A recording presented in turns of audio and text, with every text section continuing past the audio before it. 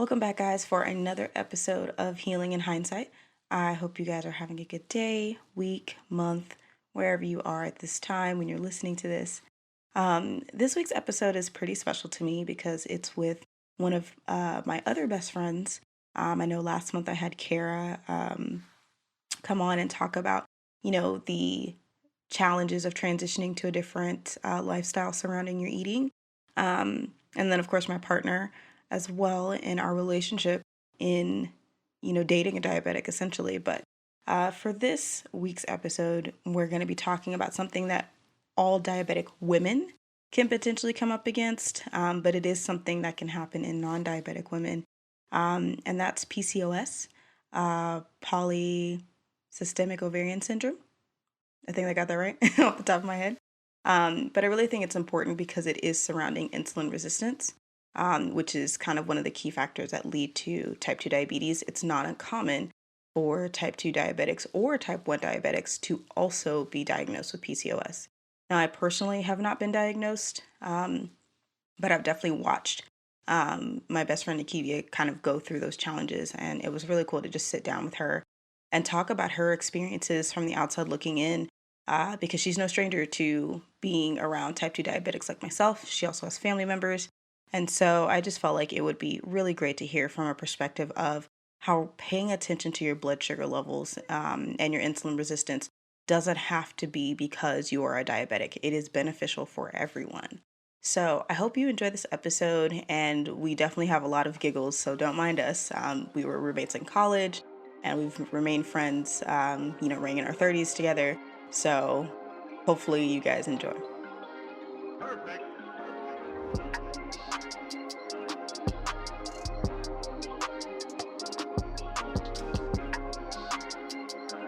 You're listening to Healing in Hindsight, your no BS source for thriving with diabetes.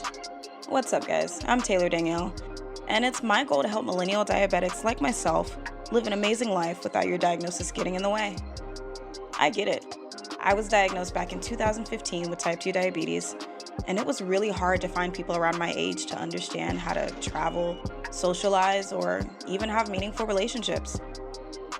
But I feel like with a focus on mindset, perspective, and nutrition, together we can take back our health and our lives. Consider this the red table talk, but for diabetics. Minus the entanglements, though. So let's do it. Hi, friend. Hi. How are you? I am good. Good. You're all glowy. The sun is shining on you right now. You know, what's that? The Melanin golden popping. hour? Yeah, But that was golden in the hour. morning. No, the golden hour is like 5, 6. It's like a couple of hours before sunset. Oh, I had it backwards. I thought it was like the first sunrise hours. Oh no, I don't know but anything those are about good. photography. Those are good too. But the golden hour is that when you start to get those orangey tones in the sunset. I see. Well, the world now knows that you're right in the golden hour. I think that's pretty significant for what we're talking about today. So for those who are not aware of Nakevia or myself, we are old college roommates, teammates, all the mates. All the Thank you. things. All the things. But something that we have shared together is our health journeys. Over the last couple of years, we've both had a lot of shifts in our health, and we have long conversations all the time about what we're doing, what we're trying, what we're changing. So I'm really excited to have you on the show today to talk about your journey specifically, because I think that it will resonate really well with a lot of people, since what you've been going through is something that a lot of diabetics also go through, which was also news for me because I had no idea until you started going through it. So before we jump into that, if you don't mind, why don't you let folks know who is Nakevia? Like, what do you do? What are your passions? Okay. Lots of things. I'm super creative. I am an art director, a graphic designer by trade, an award-winning graphic designer. Let me stop being humble. I think we counted this weekend. I think we're at like 22, 24 design awards. Wow. So yeah, we are out here killing it. I am a partner in the strategic marketing firm. We do fractional CMO work. Um, and yeah, Gladiator Consulting is my pride and joy. I love getting up every day to go to work and just help brands be great. As far as who I am personally, my passions are truth and love. I have a tireless commitment to the truth, even when it hurts sometimes. And I definitely have a passion for loving people, loving my friends, loving my family, and all of the little babies that my siblings are creating. Uh, so yeah, that's pretty much me, the love bug, you know. Yeah, that was your nickname. That was what I coined you way back when, good old 623. Dang, that was so long ago. We old. So And speaking old. of creatives, if you see the Healing in Hindsight logo, yours truly over here is the one who created that for me. That was a birthday gift. So when you see it, you know it's a Nakevia exclusive. Um, it technically is because it was before you got with Gladiator and you were still doing your freelance thing. Yeah. And I kind of refuse to change it because it means so much to me. So whenever I do, either can hire y'all or somebody to redo my website because I'm tired of fiddling with it all the time. That's gonna be my one like, nah, you can't change that. We gonna wait until we're making a lot of money and then you can change my logo. But all right, so last season I asked all the guests how has 2020 been treating them, but I'm pretty sure everybody's kind of like 2020 has just been the biggest asshole on the planet. So instead, to keep it positive, I want to ask, what are your goals for 2021? Well, um, 2020 wasn't all that bad. I did win an International Design Award, and that was the first award that I won that wasn't just an entry in a magazine. I'm like the only person in the world that won it. And also, it came with a $2,000 check, so I'm not mad at that. Woohoo, big flex, big flex. But yeah, my goals for 2021. Um, Definitely starting a journey around what it's like to live in a house. Probably not buying, but definitely renting, to get a feel of for how maintenance goes and things like that.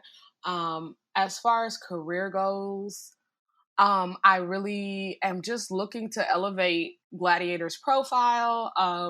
Really start to work on getting us to a place where we can do the work that we set out to do. One of the things that's happened in 2020 that is changing the face of Gladiator is that we realized that part of our core competencies when I was a marketing coordinator, we did RFQs, which is like request for qualifications for government entities. Mhm. Well, that can apply to the grant writing process.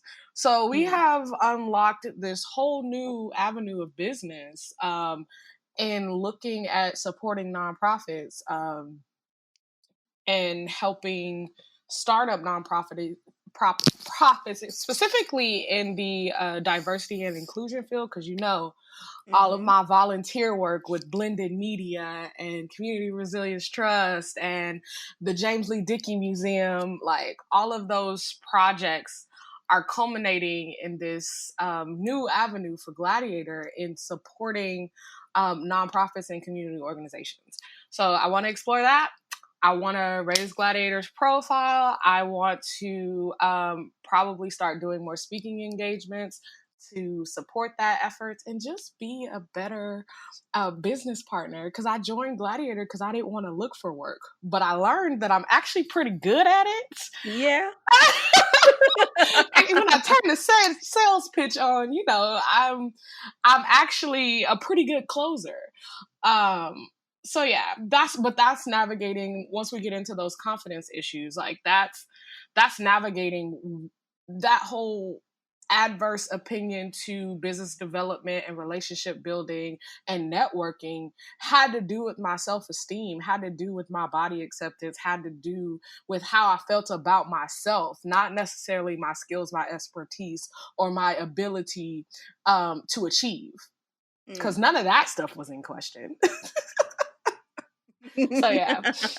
So what I'm hearing is you're going to be my future brand manager, so that way I don't have to pitch myself to people because I don't want to do that. I'm telling you, the best you are the best spokesperson for your brand. I love talking to entrepreneurs because when they start to tell their story of how they came to be in the place that they are, you hear that passion and you hear that focus and you hear that drive.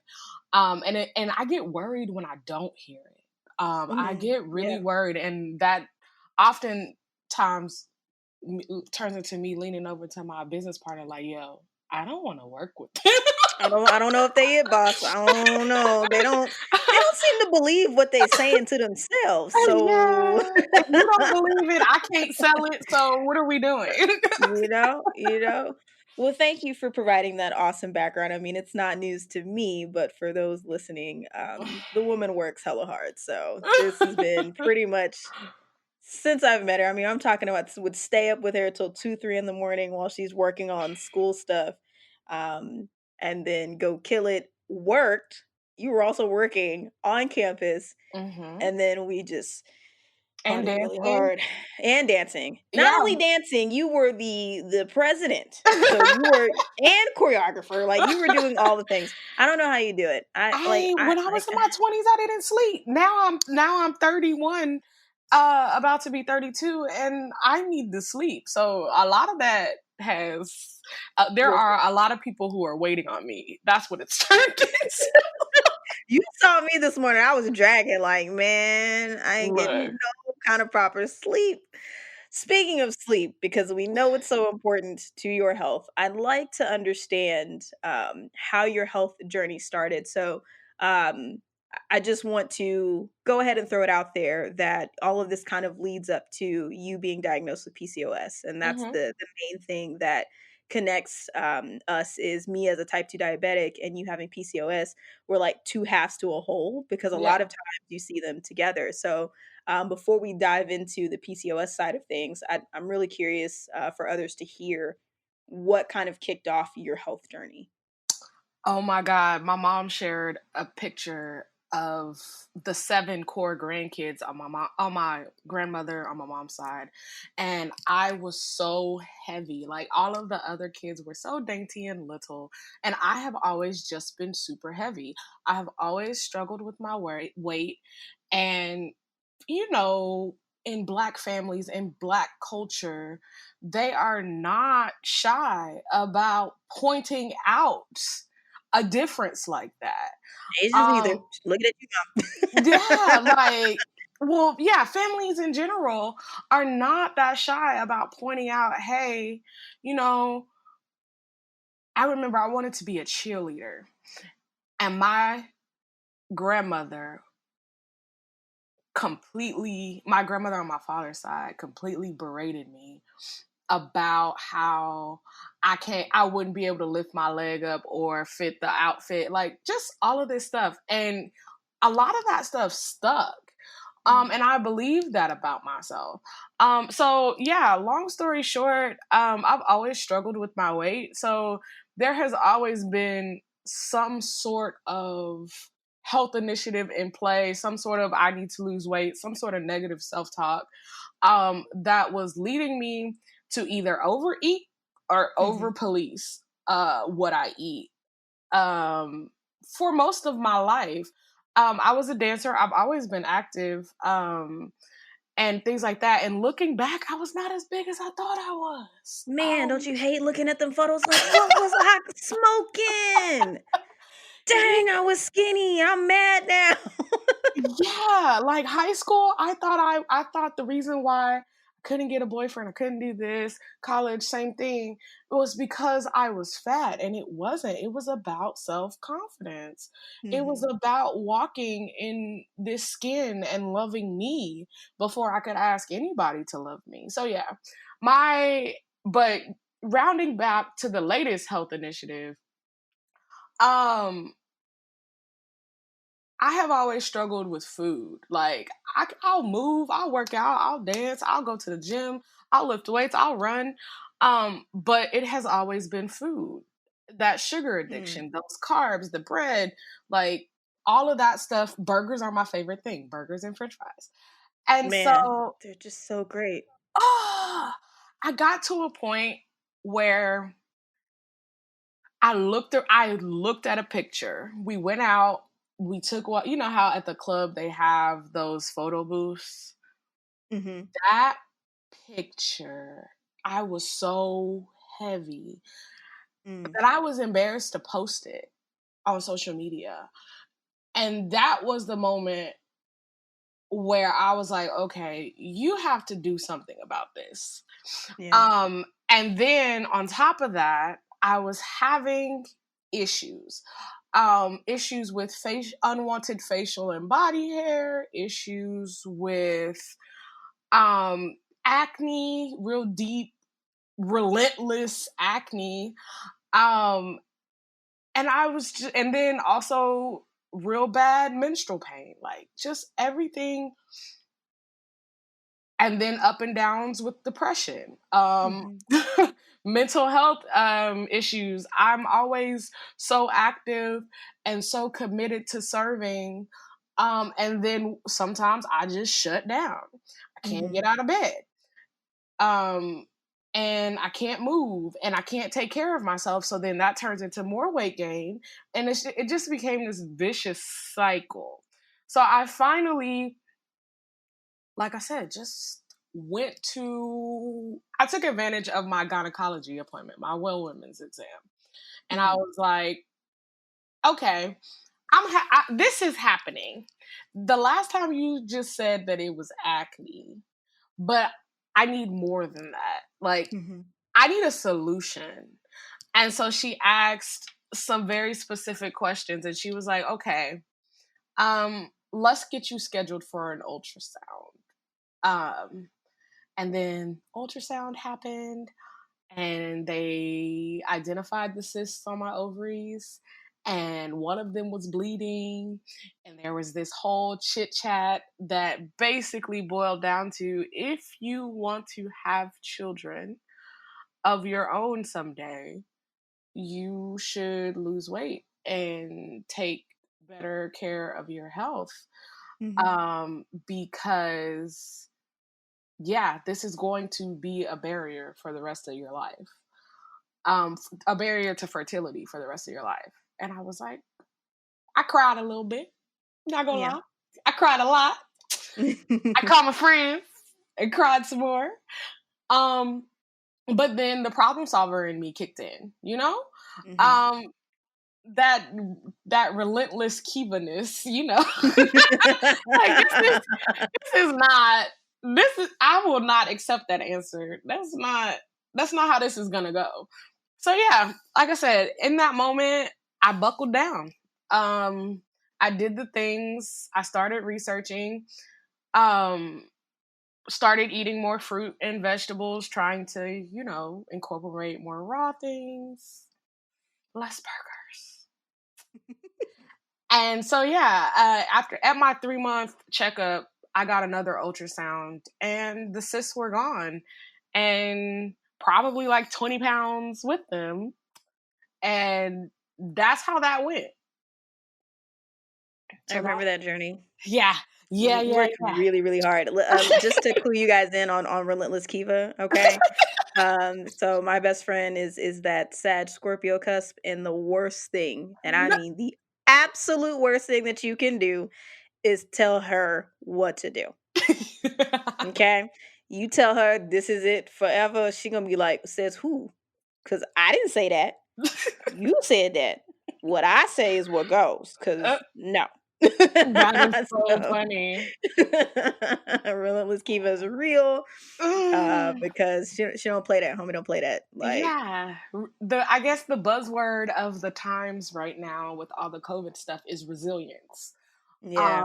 Resilience, and to fall down so many times and get back up is really important, in Hmm. life, in love, in food, in health. It's that ability to acknowledge a mistake or a misstep and get back up and keep going is super, super important. Yeah, so let's capitalize on that, because you've definitely seen me in my entire journey stumble. Well, the first 2 years I didn't even try. I just stayed on the ground. I was just like, in the place that I was in, the relationship I was in, everything that I was in at the time, it was just, I'm just gonna roll around on the floor and throw a tantrum and watch nobody come pick me up, because who likes tantrums? Nobody. But I'd like to hear about how, okay, so that first round in, hey, here's what's going on with you if you don't do something quick fast. You're looking at some long-term fertility issues, right? So Mhm. you put in the work, you drop some weight, and you got the cyst, completely gone. So what took place after that that started to push you into moving into like a life of keto? Because I know that that wasn't heavy at the first round, at least, and No. then later on you got really serious about keto, and what you learned with that. Okay. So, type 2 diabetes. I realized, so my grandmother got diagnosed when I was like 10 or 11. Hmm. Um, and it wasn't a big deal. Like, I didn't know anybody else who was diabetic. She was a really, really hefty lady, and she dropped like 60 to 70 pounds, and she is the small tiny lady that you know today. Hmm. And she's kept it off for almost 20 years. And well, no, it hasn't been. It's almost 15 years, because in her wedding photos, she was still kind of.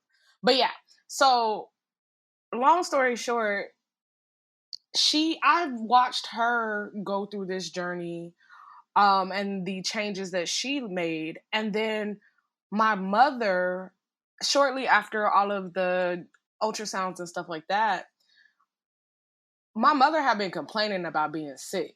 I'm Hmm. tired. I fainted. Da, da, da, da, da. And I was super worried and like super sick about it. And then she finally got diagnosed. I mean, and she's been having like eye problems and Hmm. like all of this stuff that just culminated in a type 2 diabetes diagnosis.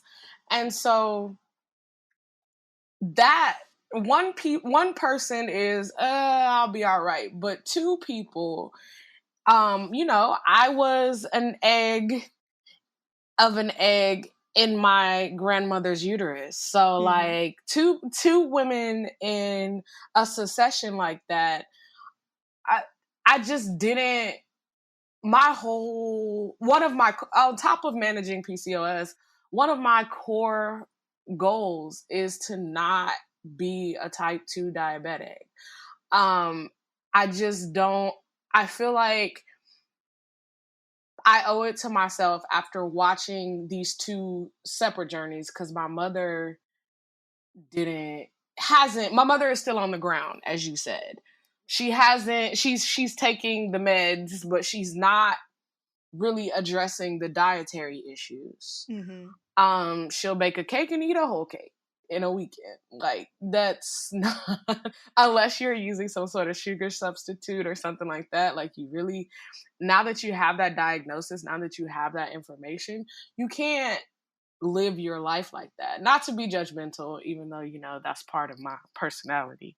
Um, just watching these two separate journeys, watching these two people, these two individuals. One was on it. One made the changes. One sustained the changes as a lifestyle, and the Hmm. other one is just now starting her journey and hasn't really accepted that this is going to have to affect everything that you do moving forward and all of your actions moving forward. So yeah, PCOS, avoiding type 2 diabetes, really looking into, so then that, the other thing about Relentless Kiva is research rabbit holes. So I wanted to know, like, number one, about my mother's situation. Like, how did she get here? How did this happen? And number two, I had already, there was an article and we never found it again, but there was an article that I read about this young lady who had PCOS. She had all these symptoms. She was struggling with all of the same symptoms as me. And I think I got to that article by Googling a cure or treatment for PCOS. And she told this really compelling story about how she reversed it.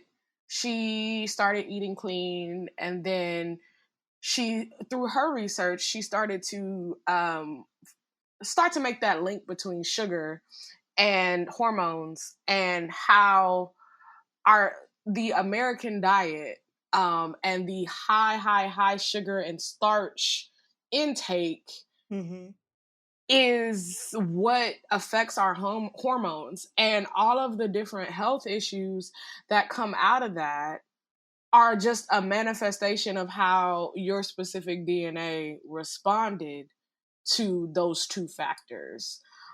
Because, you know, starch technically a lot of the times is savory and all that stuff, but your body is going to boil it down to be sugar anyways. Right. And so, but a lot of that scientific knowledge came when I discovered Dr. Eric Berg. Dr. Eric Berg has this extensive YouTube library. He is a dietitian, I believe. I don't want to misspeak. That focuses on hormones, and how that works together to how that and diet can work together to mitigate or reduce the symptoms of certain illnesses. Anything from liver problems, diabetes, heart disease, all of those different types of things that happen to your body when your hormones are out of whack. Right. So yeah, I spent 3 months just watching YouTube. I didn't watch Netflix. I didn't touch Netflix or Hulu for like a month or two, at least in that 3 months, because I just needed to understand the whole sugar conspiracy, we'll call it. Yeah. Like, I really needed to understand. And so Dr. Berg has this concept that's like four body types or 5 body types. And I learned that based off my personality, based off the things that I crave, based off of the way that my body is shaped and the way that I carry fat, I am an endocrine body type. And so that has to do with stress and the adrenal glands. Not endocrine body type, adrenal body type. It has to do with 2 little glands that sit above your kidneys, and it controls your fight or flight hormones, which makes a whole lot of sense. That's part of the reason why I can't really watch scary movies or suspenseful movies, because she would not go see Get Out with me, guys. No matter how much I told her I would hold her hand. She would not go watch a movie by myself. She wouldn't go see it with me. And I eventually watched it, and I was like, oh, this isn't that scary. Hate you. Yeah, no scary movies. I've always stressed, and I'm a worrier, so like I add to my own body to the trauma that my body is holding by the lifestyle that I lead. Like, there's just so many factors in my personality that also exacerbate this issue. But anyways, long story short, Um, I have a body type that is not the ideal Black girl. I'm not curvy. I'm super tall. I'm super lean. And so it that gave me a little bit of solace to know that the whole time I was lacking confidence because I didn't have the fuller hips or the fuller bottom. I don't carry a lot of fat in the bottom part of my body like a lot of Black women. I don't, um, fit the rap video girl body type. And so that has Mm-hmm. plagued me all of my life. Like, and to, start to understand the the reason behind it kind of gave me some comfort and some confidence and put me on a path to really start to change the things that I don't particularly like about my body. I have accepted it Mm-hmm. I had been in acceptance for a while, but it was a really eye-opening experience to look at how I carry weight, all of my weight in my midsection. Mm-hmm. And that's a stress related weight carry. And like I said, it all makes sense. I definitely started keto with a open heart and an open mind and that sheer determination to like really do this, Mm-hmm. really do it in a healthy and clean way. I became addicted to spring mix and omelets, spring mix and shrimp, spring, like everything was spring mix and these giant salads, because that is the way that Dr. Berg recommends that you do keto, is as much leafy greens as you can stomach with Mm-hmm. with protein and added fat. Um, so yeah, I started down that path and I started dropping weight so quickly. Mm-hmm. I think in the first 4 months, I don't even think it took me 4 months to get to 30 pounds gone. Mm-mm.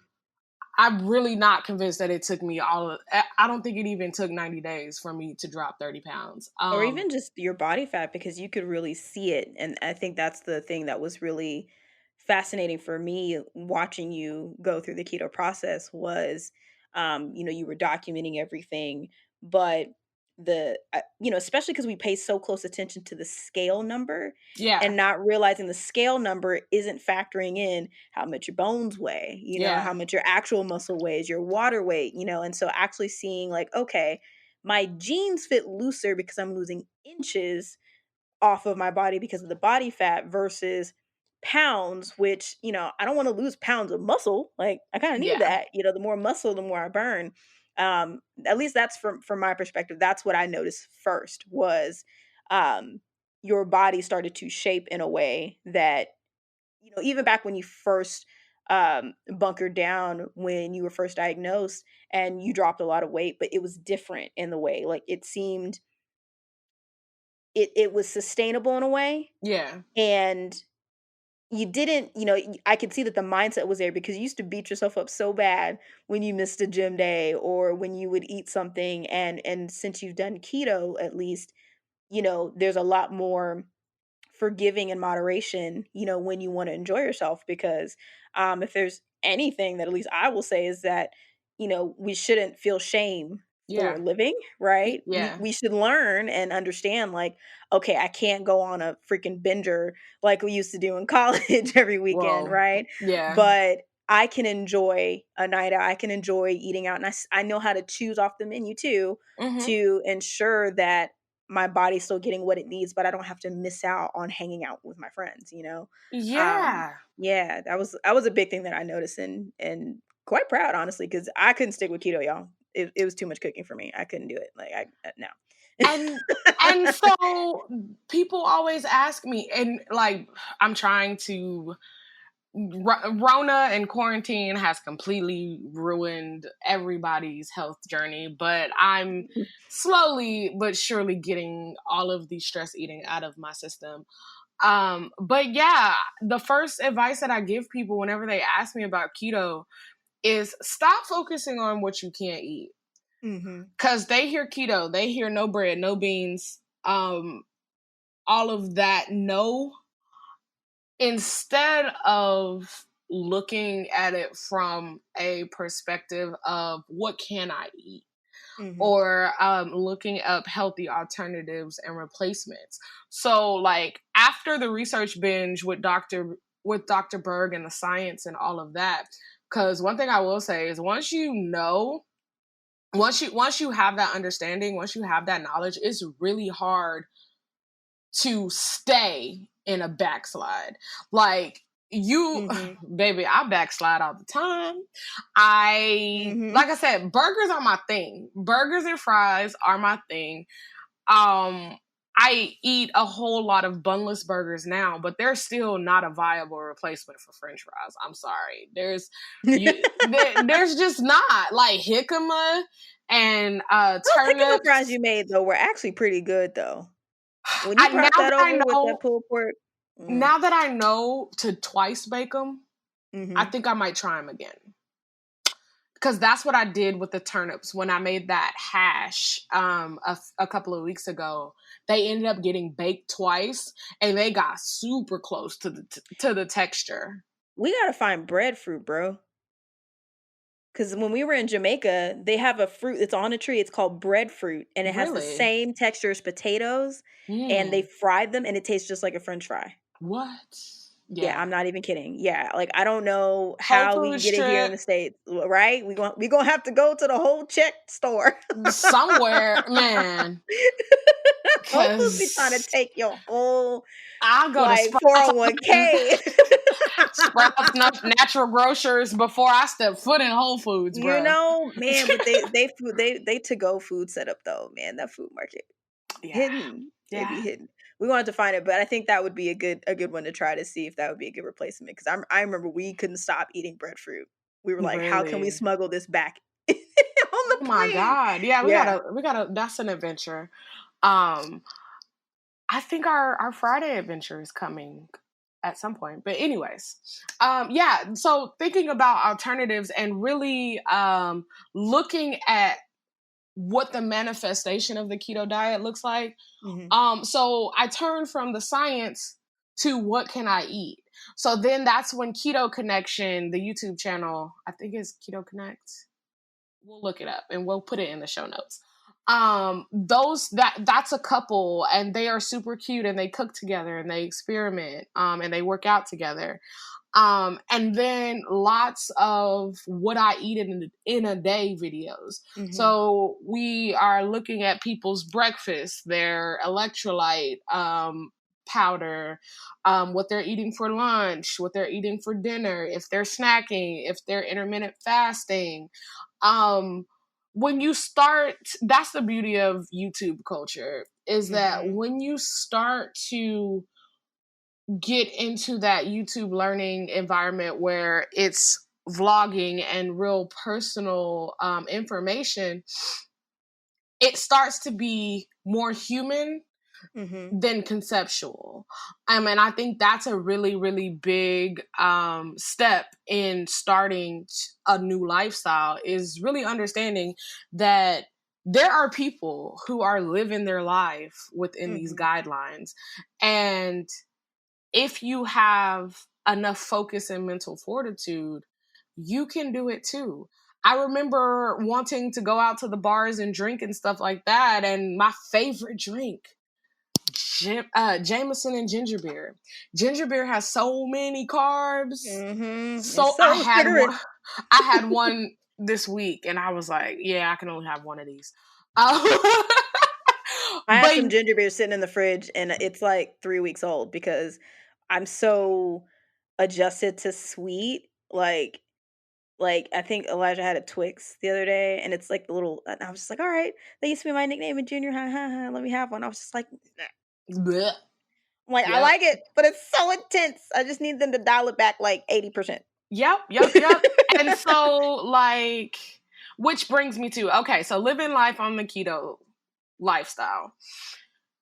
I was able to find alcoholic beverages that would not completely kill my macros. I was able to find a decent pizza dish to satisfy my pizza cravings. If I did want to eat fast food, make sure that you're eating at In-N-Out or P. Terry's, one of those, Wendy's for a even more accessible chain. Um, Getting that burger fix, but not eating the bun. Mm-hmm. And so now I kind of do it by default. Every once in a while, I do go fat kid and get the bun. But even now, if I go to In-N-Out Burger, typically when I'm done eating, at least probably the bottom bun is still in the box. Like I bite into it, I take a few bites, and then I end up taking the bottom bun off. So it's October.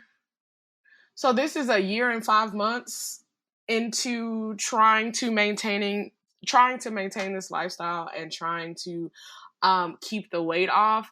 And so you notice things about your body, and your appetite and your tastes that are really, they change.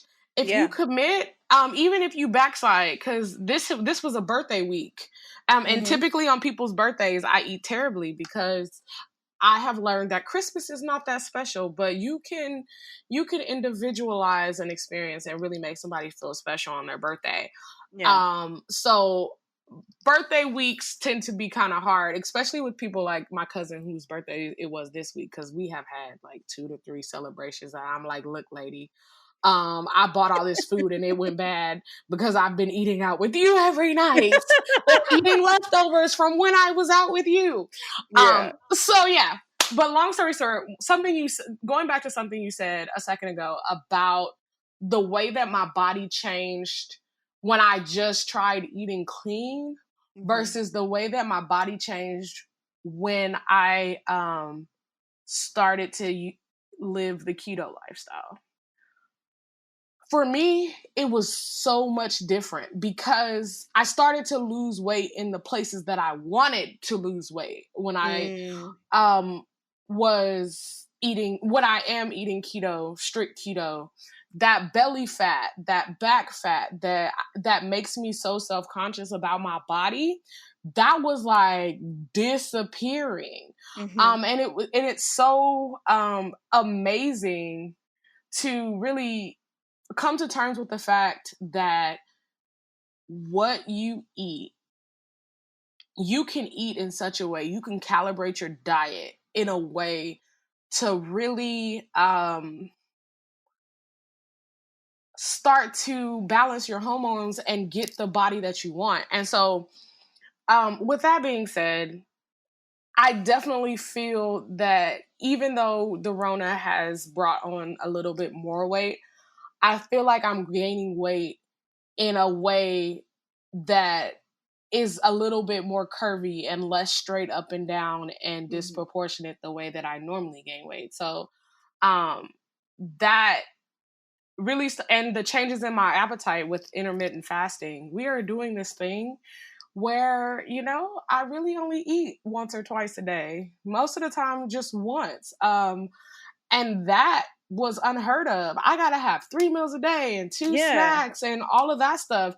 So when you really start to spend time with your body and listen to your body, because remember the whole conversation that we had about what that feeling of hunger Yeah, means. yeah. What's your body actually missing? Are you thirsty, or is it like a salt thing, or is it like electrolytes? Because I think when we had that conversation, um, that was really when I started to deep dive. Because I know that's when I started to play around with keto, Mhm. but one, I had too much going on in my personal life. But keeping up with the amount of cooking for me was difficult. Especially in my work life, it was really hard. But now with the, kind of the quarantine-esque, life, um, I've recognized that I'm more of an intuitive eater because I'm not eating every second of the day. So my body has time to process. Mm-hmm. Um, and when I realize that I'm getting some kind of hunger thing, one, we talked about, it's a habit. It's like a muscle memory because your body's so used to, the dogs do it all the time. They know exactly what time it is to eat because they're used to, at this Mm-hmm. time, my bowl is usually going off with some noises and some stuff going in there. But in actuality, is that what your body actually needs? And checking in with yourself of like, okay, are you hungry? Let me drink some water really quick and see if that's just a dehydration thing. Or when I have certain Mm-hmm. cravings, I started looking into what serving certain cravings actually meant. When I started craving sweet, what am I deficit in, that I Mm-hmm. didn't get? And I usually get the carb, bingy fried stuff when I haven't gotten enough greens or just whole foods in my system. I noticed that really quick. Actually happened a couple of days ago. I was like, a lot of stuff that I've had was really starchy because I've actually been able to tolerate breads lately and my numbers stay fine. Mm. And I was like, what? You know what I mean? And it Yeah. was because I'm not eating 50 times a day. Yep. My hydration stays up, and when you started taking electrolyte powder, I started getting those electrolyte tabs, and that helped a lot. Um, and for me, adding a fiber supplement up, I can't keep, and the thing is in the room, but it's either a probiotic fiber or prebiotic fiber. I can't remember which one. Mm. And Kelly LeVeque, I think you would actually really like her book, Body Love, where she does what she calls the Fab Four. Mm-hmm. And what I liked about her book is she goes very science based, and she does talk about like insulin resistance and hormones and balancing that out. And that Yes. all the clients that she took on, she would just start with, okay, let's just regulate your blood sugar. Yep. You don't have to be a diabetic. If you just learn how to regulate your blood sugar, you will stop all this crashing. And she's like, fat, protein, fiber, greens. You have Yep. those four.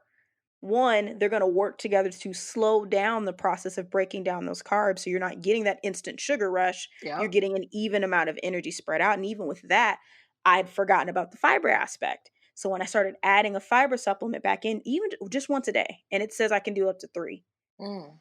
I've noticed my numbers have been right at where they need to be every morning Yeah, you're gonna have versus to when I send didn't. me that. Send me Yeah, that. yeah, and I'll link it in the show notes as well for anybody who hasn't. Kelly LeVeque has been on. I discovered her through the Almost 30 podcast. Shout out to Lindsay and Christy. And she now has her own show, and she's come out with a body love journal, and she's got a course that I actually want to take, which is the Fab Four Fundamentals, which kind of goes deeper into that science and philosophy. And I listened to the audiobook of Body Love, but I want to actually get the book because she has smoothie recipes. Mm. And you know us, we throw it in the blender. Yeah, Call it a because day. like I said, I've been struggling with my appetite for the last few weeks, and yeah, sometimes I just gotta get the wheatgrass and the protein powder and some strawberries and throw it in the blender and drink some calories, Hmm. um, because I think what's happening is that when I have those super heavy cheat meals, Hmm. my body is like, I'm good. I don't need to eat for like 24 hours Hmm.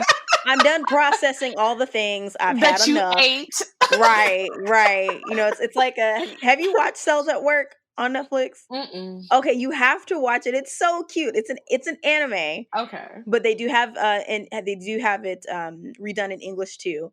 But Okay. it's literally as it is. It's the cells in your body, mainly you following around a little blood cell, Uh-huh. and she runs into this white blood cell and all the stuff that goes on in their body. And they have these little glucose machines that has desserts because Oh my it's so cute. goodness.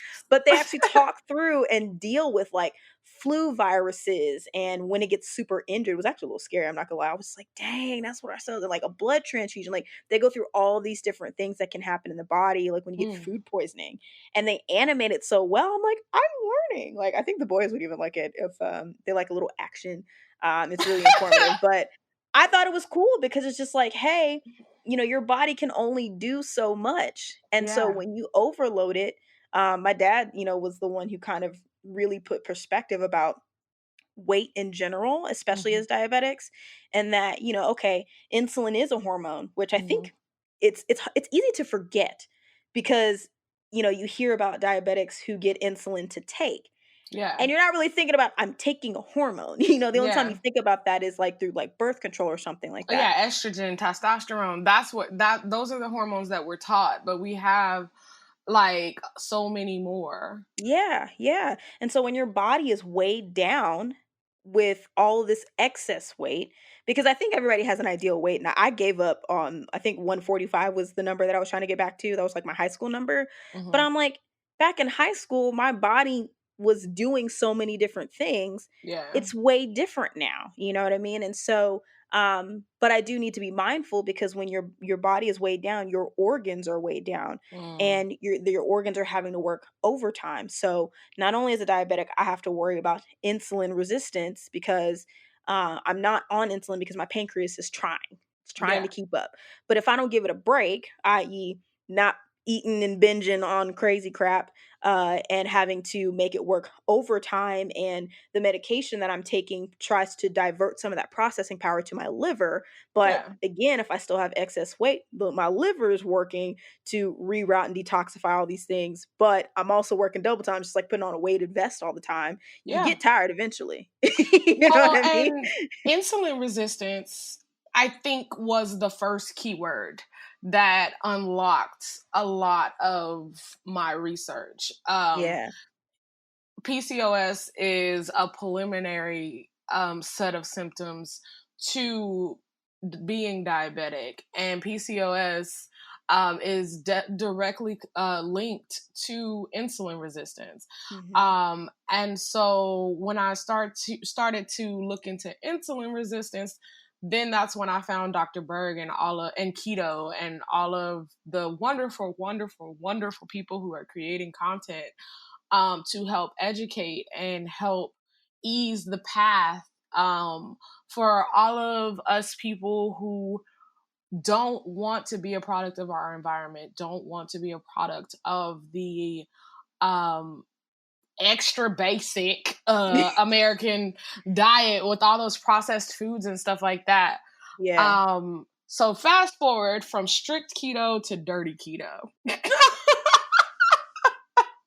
Because listen, um, listen, that's probably where I'm at. It's just like, you and know better and you try to do better. That's what dirty but keto is. one thing is gonna be kind of off. And what I will say that I think is helpful now is we have so much more access to Yeah. stuff, and there's a lot more products. I still order stuff that's like keto based. Like if I do Snap Kitchen, I usually go for a keto meal, because I know that it is helpful for me as a diabetic. It is, able to give me all the things that I need, but I'm not strict with it, because I'm just like, what does my body need? And that's what I'm going to give it, versus like, I can't have this. Because, you know how you are when somebody tell you what to do in general. Like that's me in food. Like if you tell me you can't have this, and I'm like, okay, that's rude. Now I'm going to go have it Yep, because yep, yep. you said that I can't. Now I want it. Like it's a psychological thing where Well, I'm like, I need yeah, it. and so many people are starting to recognize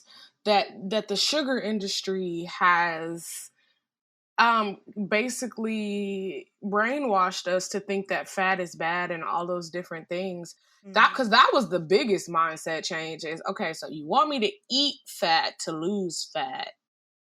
Or even the high blood pressure thing. One of the things that I learned in my research was high blood pressure. Everybody was like, I have high blood pressure. I need to reduce my salt intake. No, you can eat as much salt as you want to. You need to stop eating so much sugar and so much starch. Because sugar and starch plus salt is what's causing the issue. Because if you're eating a low carb diet, you actually need those electrolytes. You need that sodium. You need that potassium to keep your body hydrated.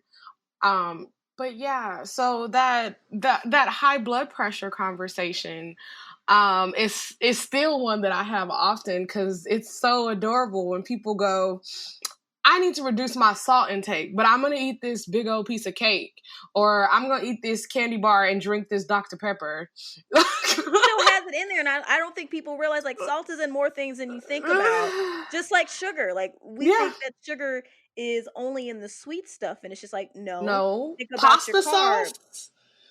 Ketchup. The best condiment in the world. Disgusting. You're just a hater. Spicy ketchup till the day I die. I mean, I like spicy. Barbecue sauce I like spicy ketchup, but yes, barbecue sauce, especially if you out here eating honey barbecue sauce, like you or really honey need to. mustard. I love honey mustard so Oh, much, I but it's learned right to there in the love honey name. mustard. It's right there in the name. Honey mustard. Honey, yeah, honey is a sugar. It's a natural sugar, but it's still a sugar. Yeah, I got to be real careful. Yeah. Real careful. It's this devastating. Oh, cause right around the time a lot of this stuff went down, I had got really into those. Morgan had put me on those Mint Majesty teas with the peppermint syrup in them. Mm-hmm. That peppermint syrup at Starbucks. I want to say that it's like somewhere up near 20 grams of sugar per And they serving. do like a couple pumps. I was like, bro, that's straight sugar. Can they make Starbucks, if you're listening, can you please make a sugar-free peppermint syrup? I think they do have it. Do they? I don't think they Starbucks specifically. I think they have, I mean, we've been buying sugar-free syrups, but I think they have a sugar-free peppermint. You just might have to find it and just ask them to not put it in there and then put in your own. I don't know. We'll have to find out. But yes, we're gonna tag at Starbucks on the Instagram posts. Please make sure find, if you don't want to make it yourself, find all the sugar-free syrups. I know you got sugar-free vanilla. I know you got the skinny mocha sauce. Okay, but I need the sugar-free everything because Yeah. we need it. So yeah, that sugar replacement, those learning to bake and make sweets, the keto pancakes, because I love my pancakes and my waffles. Man, I I had think I pancakes earlier this finally, week. yeah, I think I finally perfected my keto waffles. Okay, So well you got to, because I got a bag with chocolate chips and dark chocolate chips, and I was like, all right, and it tastes like paper. yeah, you gotta put some vanilla in there. You got some vanilla extract and some cinnamon. You gotta add that to the Okay, pancake mix. I'm gonna have to put because they charge you like $10 for them tiny little bottles. I'm gonna have to go to like Sam's or Costco and just drop $30 for the big one because it was gross. Vanilla extract, and I'm saving up for this extract bundle that I found on Amazon because they got cornbread extract where you can make almond flour taste like cornbread. Yeah, so I use a lot of vanilla extract, and yes, I spend a lot of money on vanilla extract because I put it the real kind, because if you get the cheap kind, that's also where they like to lay in some sneaky ingredients. Yeah, the organic kind. I put that in my coffee. Because at first when I started keto, I was doing a whole lot of bulletproof coffee. Mm-hmm. So many calories, but it was working for me. It was helping control my appetite. It was helping me transition, out of sugar. Yeah. So it was super important. But a year in, I can't drink bulletproof coffee anymore because it's just way too much calories. Now my body's used to it. So taking in 500 to 8,000 calories in a cup in the morning is just not feasible. Yeah. So I've dialed it back to like the Americano, the espresso water, with some sugar-free syrup or some vanilla extract and cinnamon. That's the life I've been living, because that was something, because I looked around and I was gaining weight and I was like, that's an easy 600 calories to cut in a day. yeah, because you still got to think about, like, in some ways, until you're revving your body up, because my doctor recently told me I need to get moving again, and I would be right where I should have been. I still dropped. I'm still very proud that I've, through this pandemic, have figured out easy changes around my life to get my numbers low and to drop my A1C. I was like 0.5 shy of the first milestone that I need to make. Whoop, whoop. But she was like, I feel like if we added in some exercise, that would have driven it down even more. And I was thinking about, like, okay, they always talk about eating in a calorie deficit. That's always been the thing we've been taught, right? Yeah. But it only, in my opinion, I'm not saying that eating in a calorie deficit doesn't work, but for me, it works. Like, it works. But for me, if I'm not actually moving, if I'm not doing exercise, like, I just no. No, because I'm like, they say that like you started eating at a deficit, then when you start working out more, then you can kick your calories up Yeah. because your body is burning so much, but I'm just like my body is already at the upper calorie thing. So, adding this workout part, really? Can I just stay where I'm And see, I'm a workout person. The first thing I did, I still need to cancel that gym membership. at? The first thing I did when I found out that I was going to be in the house for an extended period of time was, number one, I bought furniture to make my living life a little bit more feng shui. And then the second thing I did was buy a treadmill because there was no way that back then they had sanctions on exercising and they had the little spray thing Mhm. graphic where the person was running and they're sweating and they're breathing and or a cough and you just ran through somebody's corona cloud. And so, like, okay, so it was really like mass hysteria around even going outside and walking to exercise. So yeah, the first thing I did was found a treadmill that was in my price range so that I could at least keep minimal movement. And that has turned into 5 months of me learning how to run, baby. We are well on our way through seven. We have completed 7 of the 9 intervals, 10, yeah, 9 intervals that the treadmill has. We are starting to run for longer periods of time. Yeah, it is, Man, it's good and it doesn't hurt. I want a Like, treadmill so bad. Like that's usually my go-to when I would be overwhelmed at the gym, yeah. but I ain't got nowhere to put it. Or I could put it on my balcony, but then when it be raining and stuff. Yeah, it's not an outside thing. Oh, and I in the what 5 6 months that I've had this treadmill, I've had to call the maintenance man twice. So if you out there and you're gonna buy some exercise equipment, make sure, especially something like a treadmill where towels can get stuck in it. Um, Make sure you find you a good maintenance man. Cause the first time he charged me $100 to take it out. The second time he only charged me 55. Cause he already knew what the Ma'am, we okay, so we gonna talk about that offline as to how the hell the towel get okay. I was Because I wiping want to be sweat and don't pay attention to where it you lands. just like Yep, that's you exactly. making it rain with towels. Yeah, it'll like I'll hang it on the side of the treadmill through the vibration. It'll fall and get sucked up in there. And half the time, it doesn't even register to me that the towel is gone until like a week or two later, and then the treadmill's making a funny noise. I was gonna say you don't feel that something is Uh-uh. gone. She just going. Yeah, we good. As long as that belt is moving, we good. And then after the motor get a little tired, and they be like, "Look, if you don't get this towel out of here." Wow, wow. Okay, so keep your towels in a safe place. Don't put them near your treadmill. Yep, Just you know what? You're just sweat on the treadmill. Okay, just yep. sweat on the treadmill and just wipe it later. You'll be fine. It's Use your okay. shirt. Detoxing. That's all That's that where I is. messed up. Is that I'm just gonna start putting on because I typically put on my sweat vest, so I don't put on a shirt. I'm just gonna start putting on a shirt, so that way the thing that I'm wiping my sweat um off with is coming off the treadmill with me. Very true. Wear your towels. That's pretty much That's it. That's all you got to do is wear your towel. man. So we've talked about a lot. This has been Yeah, great. Yeah. it's Wow. fun. So last I'll say two questions before we get out of here. So I'm curious to know like how you've been now with keto and like, being able to, I know you mentioned dirty keto for a second, but like it sounds like you found like your rhythm with it, even with Hmm. adding in lifestyle. So I'm curious to know like how that's been for you recently. And then for those out there who, are like recently diagnosed with PCOS or who are diabetics with PCOS and didn't even realize the correlation.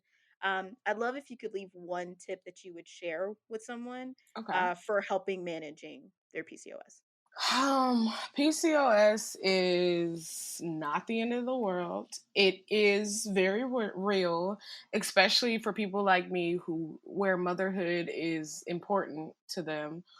Um, it's not the end of the world, but it does require you to accept it and change your behavior. Um, do your research, understand the science, and act accordingly, behave accordingly. That's all you can really do at this point is mitigate the symptoms, because baby, exfoliation is your friend. Exfoliate, that one word, exfoliate. I got a funny story about that, I'll tell you offline. So yeah, do your research, behave accordingly, and make the changes that you need to make. Exfoliate to mitigate some of the symptoms that are the least attractive about the syndrome. And just love yourself and be patient with yourself. Because PCOS manifests in symptoms that affect that go against standards of beauty. PCOS causes acne and facial hair and weight gain and all of these things that go against making us feel beautiful, making us feel connected to our femininity. It attacks all those things.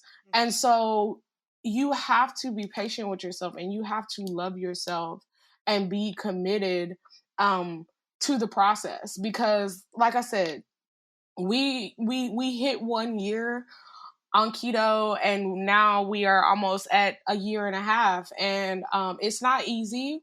It gets easier to make those in the moment decisions, but you have to, everything in your life boils down to decisions. So the decisions that you make about what you're going to put in your body, when you look in the you have to be very, very clear on the decisions that you made to make it to that point.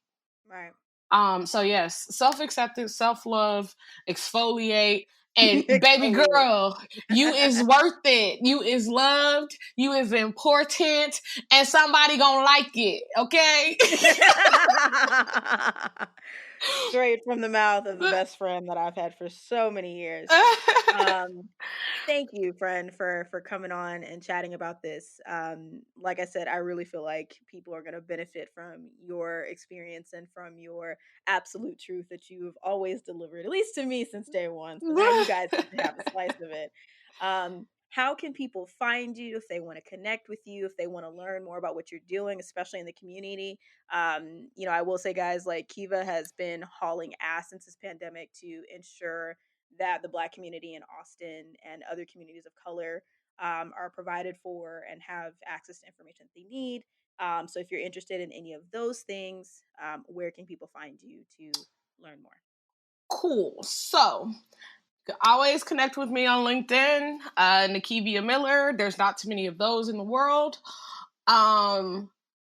You can find me on Facebook. You can find me on Instagram, Nakevia Speaks, to get the keto stuff. There is typically a weekly Instagram story that's basically a cooking show, where I am showing everybody all the things that be going down in the kitchen. So yeah, the Instagram is Nakevia Speaks for the keto stuff. For the design stuff, it's Nakevia Designs, at Nakevia Designs on Instagram. And there you will get to see who's designing things that I love, that I share in my story, or, the different blogs that I'm writing, and working with Gladiator. So there's Gladiator.consulting if you need some marketing consulting. We typically do business to business. So that's more of startups and architectural engineering, and things like that. But yeah, all the things. Come find me. Let's connect. That's awesome. Well, thank you again for being here. And don't worry, guys, all of the stuff that we mentioned, I will ensure that we link in the show notes. Dr. Eric Berg, more information on PCOS, and diabetes, like how they Cornbread correlate. extract. Cornbread extract. I need to know about this. Oh my God. We gonna Starbucks needs a sugar-free peppermint syrup. We'll put Yes. it all in there. We'll put it all in there. Thank you so much, friend, for your time today. It means the world to me. And yeah, we'll catch you on the next round. Definitely gonna have to have you back. Yes, ma'am. Thank you. Perfect.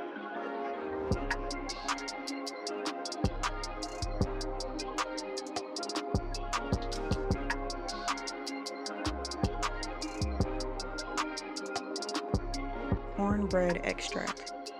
I still can't believe that's a thing. Like my mind is blown right now. But as you can see, no stranger to laughter and absolute truth being given from my best friend, Nakevia Miller. She will definitely tell it like it is, as it is, and you either take it or leave it. So I just take it. But I hope you got a lot of insight from her. And of course, please reach out and connect with her if you want to learn more about her journey, how she's doing, and definitely we call it Keto with Kiva. That's her nickname, Kiva. But I hope you got a lot out of it because again, insulin resistance and blood sugar management does not excuse those without diabetes. It can manifest and affect you in ways that doesn't necessarily have to equate to having to take insulin or having to take diabetic medication. It can manifest in other ways. And, yes, does it suck? As women, we got one more thing we gotta, keep eyes on. It doesn't affect men at all. But even so, the more we know, the more we can honor our bodies and, really pay attention to what we're putting into them. And it's hard. Don't get me wrong. I still struggle with it. I give myself moments of grace when I really want some Bluebell ice cream or something like that. But at the end of the day, it's all about moderation. It's all about how you track. And it's all about loving yourself and, being okay with not every day is perfect, but I'm here and I'm grateful and that's all that matters. So until next week, I hope you're excited. I'm doing something special for the big Thanksgiving Day. I think there's a lot to be thankful for, but we'll hold off until then. Catch you next week.